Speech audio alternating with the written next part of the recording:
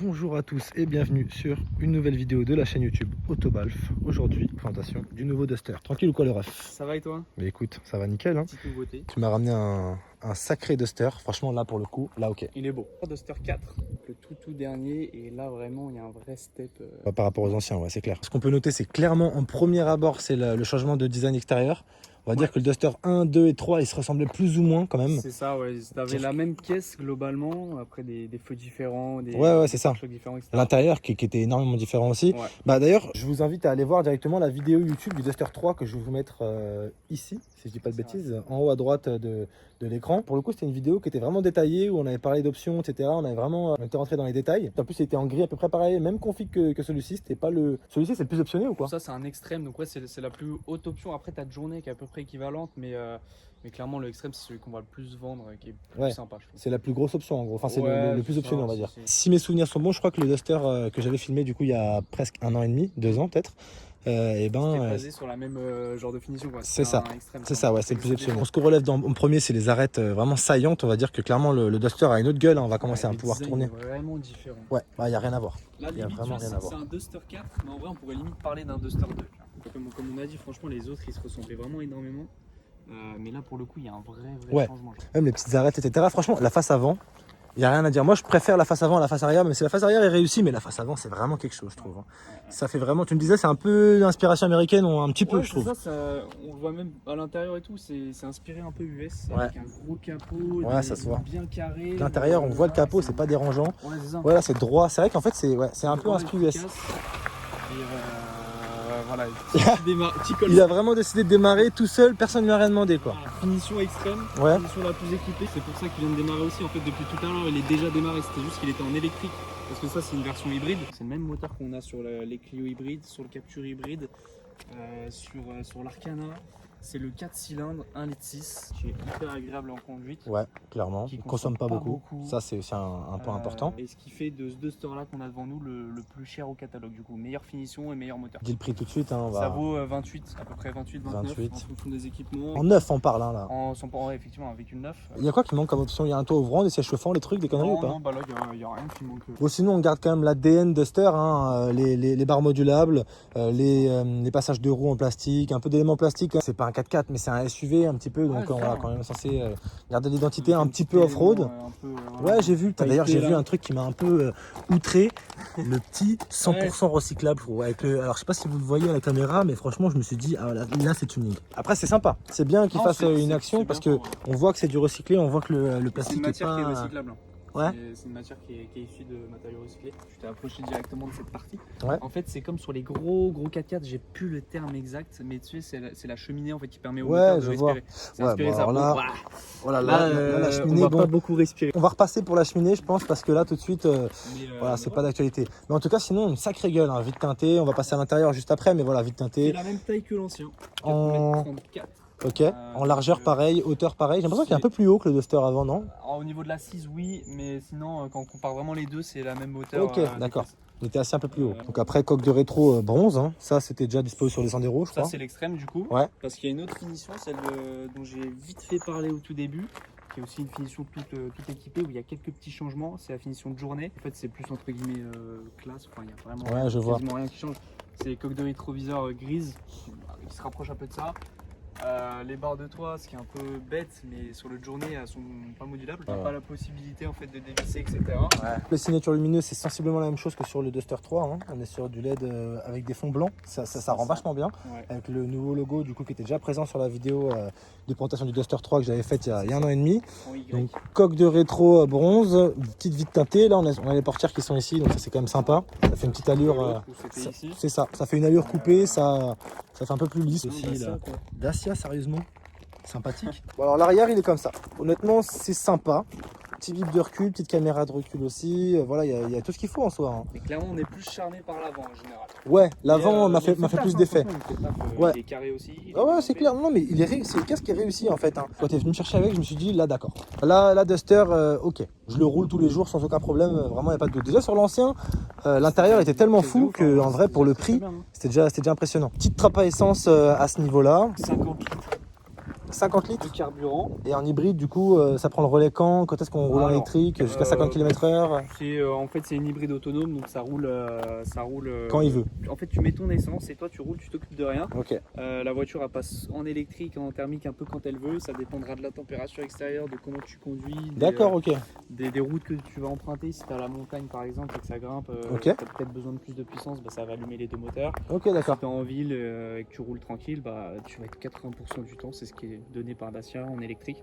En fait, concrètement, tout ce qu'il faut retenir, c'est que ça donne pour un véhicule de 140 chevaux en boîte auto essence, ça donne des consos de 4 litres 7, 4 litres 8. C'est réel. Franchement, réel, ouais. Les consos WLTP, là. Ouais, c'est 4 litres 3.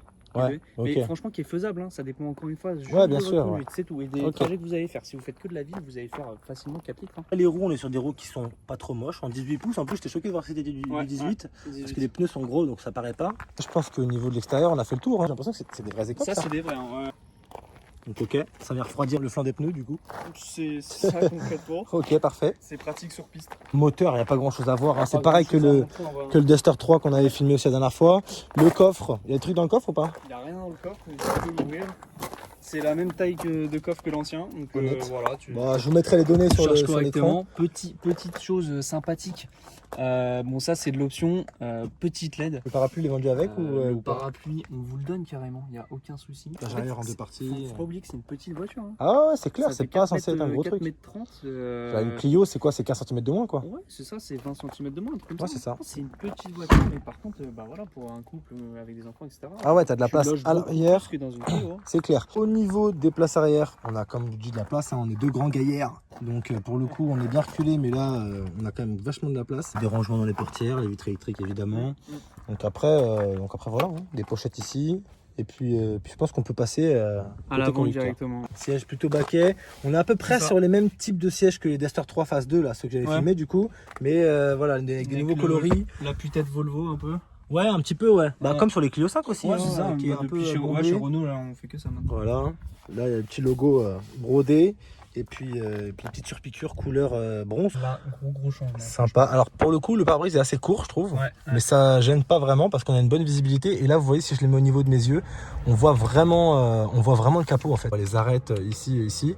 C'est vraiment pas du tout désagréable. La position de conduite, elle est vraiment différente. Et je pense que ça y joue vachement avec le volant qui a changé et qui est quand même beaucoup plus agréable que l'ancien. C'est clair. Je sais pas, il est plus carré, il est mais je suis d'accord. Plus facile à prendre en main. Clairement. Les boutons ils sont mieux positionnés. T'as plus une impression de conduire une voiture qui est mieux finie. T'es vraiment beaucoup plus à ton aise.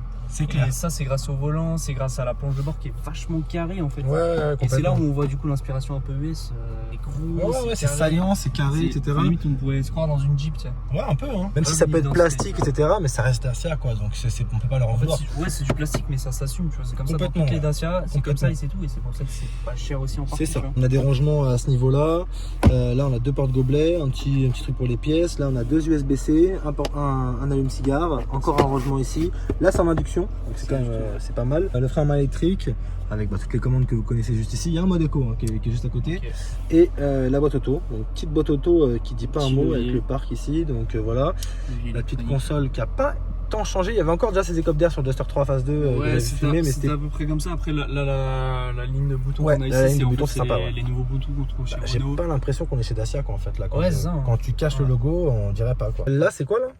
Ça c'est ce que tu retrouves un peu partout dans la voiture. C'est ce qu'il y avait dans le coffre. C'est pour clipser, c'est l'accessoire pour mettre le téléphone. Là, tu mets le truc du téléphone. Ici, le porte-gobelet, il est fixé avec ça. Ok. Et là, il y a un autre truc ici, c'est ça. Et là, t'en as un ici pour mettre un porte-bagages. Digital cockpit. Alors sur le Jogger, je crois qu'il n'y avait pas complet, c'était au milieu, je crois, non? C'est présenté différemment. Ouais. Mais concrètement, c'est le même écran. Ok. Et là, surtout, par contre, cet écran qui fait vraiment. Ouais, là, vraiment, là, on est sur quelque chose de très qualitatif, un peu super réactif. Je te laisse nous montrer un peu. Déjà, ça se voit déjà au niveau de l'implantation de l'écran où il est vraiment bien mis, il tient bien, il est à bonne hauteur. Parce que dans l'ancien Duster, il était déjà un peu plus haut. Petit CarPlay qui va bien, super réactif, sans fil, nickel. En Bluetooth directement. Puis c'est téléphone pour qu'il charge. Après, voilà, vous avez les lumières ici. Le ciel de tour en gris, ça rend vachement bien, je trouve. On part pour un petit tour. Un petit essai, ouais. Allez, let's go. Ouais. Ça passe en vue du dessus. Non, c'est vraiment vachement bien fini. Hein. En fait, pour ce prix-là, tu te dis pas que tu as autant de choses. On est vachement bien assis, on est assis super haut. On voit vraiment bien le capot. La partie la plus agréable dans ce nouveau Duster, c'est genre l'assise. En fait. On filme un peu ce local là. Ah, c'est un beau local. C'est un beau local, ça dit donc. Quel beau local, la partitionelle qui est à niveau de la porte, à niveau de la route. La pratique pour rentrer des voitures. Très pratique. Ouais. On en parlera peut-être prochainement, ouais. Éventuellement. Même si ça paraît être un gros machin quand on l'a au volant, parce que on voit le capot, qu'on sait que c'est quand même vraiment carré, etc. C'est super maniable. Ça reste un Duster et comme tu disais tout à l'heure, c'est des petits gabarits, donc ça se balade quand même Ouais, clairement. comme on veut. Et sinon, ouais, en sensation de conduite, le volant est réglable en profondeur aussi ou pas? Ouais, il est réglable, le siège, la hauteur, enfin tout est réglable. Ok, profondeur et hauteur. Profondeur et hauteur. Le cadre est beau ici. Ouais, le cadre est sympa là. Je sais pas, on n'a même pas tilté, on n'a même pas relevé. Il y a des petites péniches, etc. Bon, bah, on a essayé de faire des petits efforts quoi. Ouais, c'est ça. Allez, le vélo. Putain, Duster. Quoi. Ça a quand même changé. Hein. Sacré Evo. Ah ouais, c'est super silencieux, très confortable et super silencieux. C'est assez étonnant. Donc après, on a différents panneaux d'affichage sur le tableau de bord. Putain, le frein moteur, il est gigantesque. Ah, le frein moteur est puissant. Vraiment. Ça permet de recharger vachement bien la batterie en vrai. Surtout quand tu es vite fait à 80-90, là tu recharges, ça se voit à vue d'œil en fait. Tu gagnes en autonomie tout de suite. Ah ouais? Ouais. Tu vois directement que la barre elle augmente. Parce qu'en fait c'est une toute petite batterie, bah, encore une fois c'est le même moteur que sur la Clio bleue que je t'avais fait essayer aussi. Ouais. C'est exactement le même moteur, donc c'est une petite batterie qui doit se recharger toute seule. Donc elle va pas se recharger à l'aide d'une prise. Donc faut qu'elle puisse se recharger facilement. On va essayer on va pas. De toute façon, c'est pas un essai perf, hein, vous imaginez bien, là le Duster, c'est pas fait pour aller sur circuit. Mais voilà, du répondant, 140 chevaux. Pour combien le poids? 1 tonne 3 et quelques. Et le châssis aussi est impressionnant en vrai. Franchement, c'est ce que je te disais tout à l'heure. Franchement, c'est impressionnant de se dire qu'aujourd'hui, dans des voitures classiques, même des voitures entre guillemets entrée de gamme, tu retrouves maintenant, en fait, les voitures sont tellement sécurisées que en fait, les voitures tiennent hyper bien la route et même sur des Sandero ou quoi, franchement, tu peux limite te faire plaisir quoi. Mais vraiment? Non, mais vraiment. On va te faire plaisir. Encore une fois, tout dépend de ta notion du plaisir. C'est ça. Mais gros, celui-ci est très bien. Hein. Tu peux doubler les camions tranquillement. Ouais, c'est ça. En vrai, c'est ça. Tu peux doubler les camions parce que de toute façon, tu peux plus rien faire sur les routes classiques. En vrai, c'est vraiment super agréable à rouler. En soi, c'est pas chiant. Je pense qu'ils vont en vendre un paquet. Je pense aussi, Ils vont en vendre une belle pelletée parce que c'est vachement réussi en vrai. Bah, la Clio bleue que j'avais ramenée, bon bah, elle vaut le même prix. À vous de faire les conclusions. Ouais, ça dépend juste de l'utilisation. Ça dépend des besoins, exactement. Des besoins, de plein de choses. Mais je pense que petit père de famille entre 25 et 35 ans, ça va être mieux ça. 2 enfants max, cette voiture-là, elle est parfaite. En LOA, parce que maintenant, il faut parler des LOA maintenant obligatoirement, ça sort à peu près à combien sans apport? On va être aux alentours des 450-500, avec sincèrement sur un véhicule bien équipé, il faudra plus compter 500. Ok. Ça se vend un peu en société, ça, ou pas du tout? Non. Est-ce qu'il y a le multiview sur ce Duster-là? La caméra, tu veux dire? Ouais, la caméra, tous les rétros. Tu as là? Ouais, là, si tu veux, on peut s'arrêter et montrer vite fait. Hein. Donc la multiview, c'est pas une 360, attention, mais en fait, c'est une caméra où tu vois tous les côtés du véhicule. Donc là, c'est l'avant, le côté de la voiture, la jante. Ouais, je vois. Ok. Non, parce qu'avant, sur le Duster 3, je crois qu'on apercevait les caméras en fait. Là, on les voit plus effectivement. C'est impressionnant comme c'est silencieux en vrai. Ah, c'est hyper silencieux. Je suis choqué de la sonorisation parce que le problème, c'est souvent ça qu'on disait des Dacia, c'est que on entend les bruits de roulement, les bruits de route, etc. Là, pour le coup, on n'entend plus rien. Ouais. Sans parler du moteur, hein, les bruits de vent, les bruits de la route, etc. Les aspérités. C'est vrai qu'on n'entend pas. On n'entend plus grand chose quoi. Allez, pied dedans. Ça suffit largement. Ouais. Combien en autonomie à peu près en tout? Avec un plein, 700 bornes, 800. Ouais, non, à 5 litres du coup, tu vas faire 5 km. Tu m'as dit que c'était 50 litres. 50 litres, tu fais 1000 bornes. Hein. Si tu fais de l'autoroute, attention, t'es plus à 5 litres, t'es à 6 litres, 6 litres 5. Ce qui est normal. Mais... c'est un peu haut, il y a de la prise au vent. On va pas faire une vidéo de Milan, hein. On va faire une vidéo qui va être somme toute assez courte. Mais franchement, il n'y a rien à dire. Je m'attendais pas à moins bien que ça. Elle braque vachement bien. Je sais pas si ça a été. Si ça a évolué un petit peu entre temps. En vrai, ouais, tu ressens que c'est pas la même direction. Elle est plus assistée, elle est plus électrique, je crois. Il n'y a pas de mode séquentiel? Non. Parce qu'en fait, c'est 4 vitesses thermiques et en fait, t'as 6 vitesses. T'as 2 vitesses électriques et 4 vitesses thermiques. Putain, petite cinématique quoi. Après, allez, 30-40 minutes de route. La boîte est vachement sympa. Très peu d'à-coups, mais par contre, bizarre. On va dire que ça me rappelle un peu le RAV4 que j'avais essayé il y a 2 ans. Boîte à variateur un peu étrange. Mais bon, en tout cas, pas dérangeante. Et puis assez économique au niveau de la consommation. Vous devez être en contre-jour full, mais bon. Moi, il a une sacrée gueule. Super content d'avoir essayé le nouveau Duster. Merci à toi de m'avoir ramené. Hein. Avec plaisir. Dites-nous si on a oublié des choses en commentaire. Parce que pour le coup, je sais qu'il y a pas mal de gens qui parlent en commentaire après les vidéos pour échanger un petit peu en fonction des expériences de chacun. Mais voilà, n'hésitez pas à lâcher un petit commentaire, un petit like, parce que ça m'aide beaucoup pour le référencement. S'abonner aussi à la chaîne YouTube. Et puis nous, on se dit à la prochaine. Passez une très bonne journée. Bye!